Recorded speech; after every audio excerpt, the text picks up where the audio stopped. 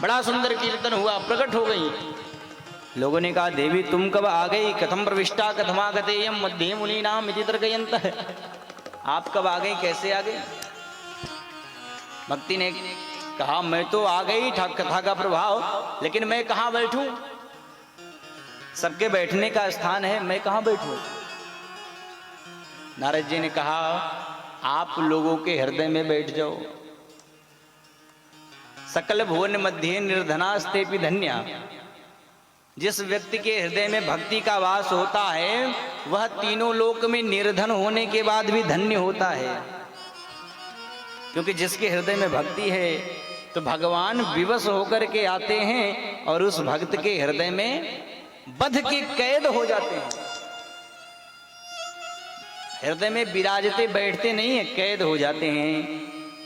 कैदी का मतलब समझ रहे हो ना? जो स्वतंत्र होता है कहीं भी उठे बैठे चला जाए, लेकिन जो कैदी होता है वो तो चाह के भी कहीं नहीं जा सकता।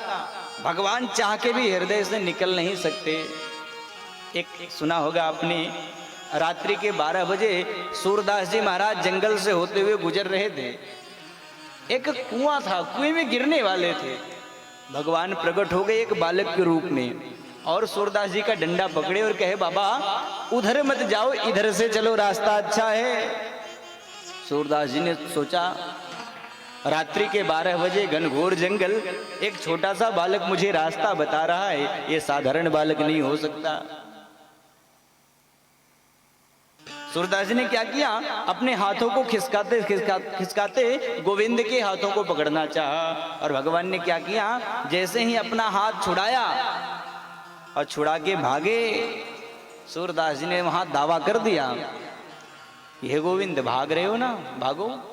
कहां जा रहे हो, कहां भाग के जाओगे? बाह छुड़ा के जाते हो, निबल जानी के मोय, हृदय से जब जाओगे सबल बखानू। तो मैं कमजोर हूं इसलिए मेरा हाथ छुड़ा के भाग गए। अरे इस हृदय से निकल के जाओ तो मैं जानूंगा तुम बलवान हो, बहादुर हो। ये भक्त दावा कर देता है, भगवान चाह के भी हृदय से नहीं निकल सकते, क्योंकि भक्ति है, भक्ति के सूत्र में बंधे हैं परमात्मा। नारद